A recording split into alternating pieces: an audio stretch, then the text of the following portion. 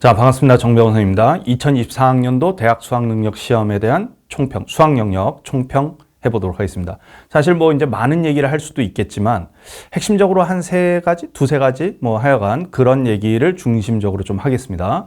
자, 일단은 정부가 킬러 배제, 그 다음에 이제 사교육에서 어떤 그 대응하는 것을 약화시키겠다, 이런 이제 그 정책을 좀 내놨는데, 이거에 대해서 학생들이 일단은 그 구평이 지나고 나서 굉장히 많이 그거에 영향을 받았어요.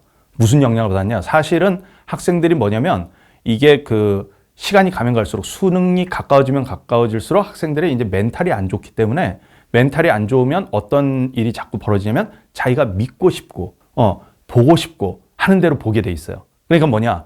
정부에서 킬러 배제를 하겠다라고 했을 때 사실 변별력을 낮추지는 않겠다라고 또 얘기했거든요. 동시에. 그랬는데도 불구하고 학생들은 와, 이것이 쉬운 수능을 의미하는 것이다라고 자기 뜻대로 이렇게 받아들이는 그런 학생들이 좀 있었단 말이에요. 사실 꽤 많았죠.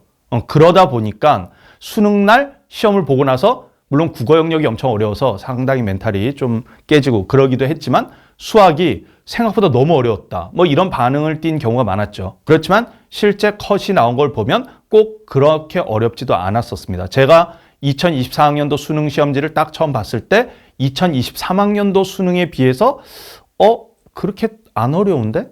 오히려 더 쉬울 수도 있는데? 라는 생각을 했었어요. 그래서 제가 수능 끝나고 했던 어떤 그 강의에서 아마 2023학년도 수능이랑 컷이 비슷할 것 같다, 미적 기준으로 봤을 때. 그런 얘기를 했는데 거의 그렇게 나왔죠. 뭐냐면 객관적인 거를 보지 않고 자꾸 자기 주관적으로 믿고 싶은 대로 그렇게 생각했다가, 쉽게 나올 거라고 생각했다가 쉽게 공부하고 어려운 걸 이제 점점 안 하고 이렇게 하다 보니까 오히려 실력이 떨어진 학생들이 수능날 굉장히 고생을 했던 것입니다.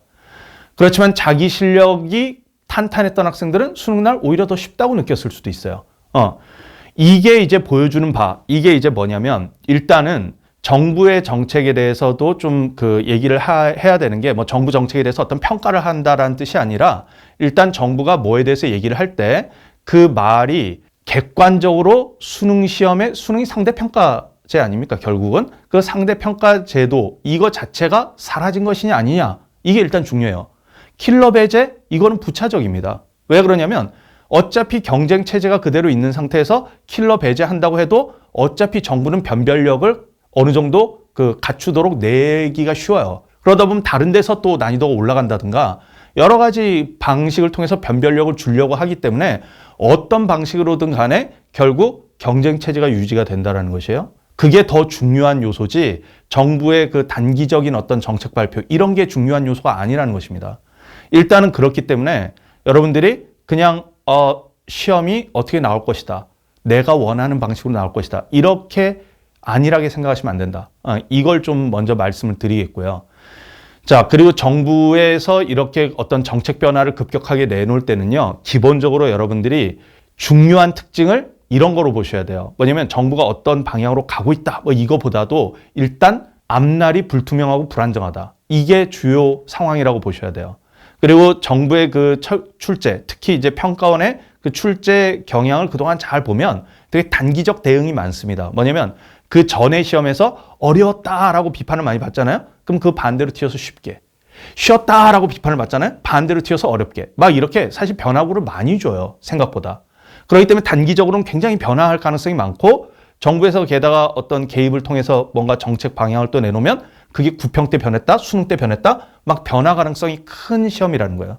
이렇게 변화 가능성이 큰 시험일 때는 중요한 게 뭐냐면 여러분들의 실력을 믿고 공부해야 된다는 거야. 그냥 어떤 요행수가 아니라 자기 실력이 탄탄한 사람이 결국 잘 보게 돼 있는 것이에요. 이게 일단 중요한 것입니다. 그래서 여러분들이 공부를 하실 때 내가 실력을 쌓는 공부를 하고 있냐, 그냥 어떤 특정 시험에서 특정 유형에서 답 맞추기 쉬운 방법에 공부를 하고 있느냐, 사실 다른 유형으로 나온다든가 그 유형이 안 나온다든가 하면 점수가 떨어질 수 있는 그런 방식으로 공부하고 있느냐, 근본적인 실력을 올리는 공부를 하고 있느냐, 이게 결국 중요하다는 거예요. 이렇게 변화구가 많은 시험 체제에서는 특정 시험에서 잘 봤다가 다른 시험 체제에서 굉장히 못 봤다, 이렇게 되기가 쉽잖아요. 어떤 시험이 나오더라도 내가 잘 볼 수 있는 그런 탄탄한 실력을 갖추는 공부를 하셔야 되겠다. 이런 말씀을 좀 드리겠고요. 지금 2024학년도 수능이 그걸 보여주고 있어요. 결국 이렇게 공부하지 않은 학생들이 굉장히 어려움을 겪었고 더 어렵다고 느꼈고 웬만한 시험보다 더 어려웠다. 막 사설보다 어려웠다. 막 그런 반응들도 많았잖아요. 실제 컷과 무관하게. 그러니까 그런 학생들은 공부를 하실 때 그렇게 그 공부를 안 했던 거나 좀 약하게 공부를 했던 거죠. 그랬을 가능성이 있고요. 자, 그 다음에 이제 뭐냐면 정부 정책 중에 어쨌든 뭔가 사교육에 유리하게 출제하지 않겠다라는 어떤 방향성이 분명히 일부 있습니다. 이게 뜻하는 바는 뭐냐? 그 사교육에서 특수 스킬로 푸는 문제들. 이런 게 아니라 그냥 기본 개념과 계산 이런 걸 가지고 밀고 나가는 피지컬이 강해야 잘 풀 수 있는 문제들을 곳곳에 배치하겠다. 이런 뜻이기도 해요. 이건 사실 6평 때도 보여줬고 9평 때도 보여줬고 수능 때도 보여줬어요. 물론 어떤 일부 문제들은 특수 상황이 답인 경우 이런 게 분명히 있죠. 그런데 전체적인 시험의 특징은 그렇지 않았죠. 그리고 중요한 변별력을 가하는 문제들은 전혀 특수 상황 찍기로 안 통하는 문제 22번 같은 건 그러지 않았습니까? 그 다음에 미적분 28번 뭐 이런 거라든가 기하 28번 이런 문제들 보시면 특수 상황으로 막 뭘 하는 그런 문제들이 전혀 아니었거든요. 자, 그러기 때문에 이런 것도 결국 뭐냐? 여러분들이 공부를 하실 때 결국 개념 기반, 문제에 대한 개념에 기초한 독해, 올바른 독해를 하고 그거에 기초해서 해법을 자꾸 찾아나가고 문제풀이 양치기를 많이 해야 되긴 하지만 당연히 양을 적게 하신다고 잘 되는 건 아니죠. 양을 많이 하셔야 되겠지만 양을 많이 함과 동시에 그 문제 속에 내포되어 있는 개념을 자꾸 소환해서 재해석하는, 자꾸 해석하는 것을 반복 연습하는 바로 이런 학습법, 이게 굉장히 중요하다. 자, 이걸 보여주는 것입니다. 물론 일부 유형들은 특수 성질들을 아는 게 유리한 문제들도 있죠. 그러니까 그런 것들도 알긴 알아야 되는데 그러나 그것만 해서는 안 된다는 것이에요.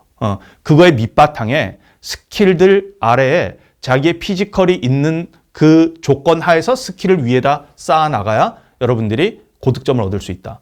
그리고 자기 실력이 탄탄해야 변화무쌍한 시험에서 덜 흔들려요. 이런 시험 체제는 어떻습니까? 시험 당일날 자기 멘탈이 흔들려서 시험 성적이 굉장히 안 나오는 경우들이 꽤 있거든요. 근데 멘탈이 덜 흔들려면 일단 자기 실력이 탄탄해야 돼요. 그게 일단 중요하고요. 그 다음에 물론 여러분들이 실전 상황에서 자기 멘탈을 어떻게 훈련하느냐, 실전 상황에서 멘탈이 흔들리는 멘탈을 어떻게 빨리 잡느냐 이런 것들에 대한 연습도 물론 많이 하셔야 됩니다. 파이널 시기 때 모의고사 같은 거나 이런 걸 통해서 많이 하셔야 되겠다. 그럼에도 더 근본적인 것은 바로 전공법으로 대처하는 거. 학습을 개념 기반해서 자기 피지컬을 쌓아나가고 그거에 기초해서 실력을 끌어올리는 바로 그런 공부법이 중요하다는 것을 보여주는 수능이 아니었나. 자, 이렇게 생각을 합니다. 그래서 제 해설 강의와 이 총평 이것을 들으면서 여러분들의 공부법을 좀 잘 잡아나가면 다음번 시험들 이런 데서 더 잘 대처할 수 있으리라 믿고요. 자, 총평 이것으로 마치도록 하겠습니다.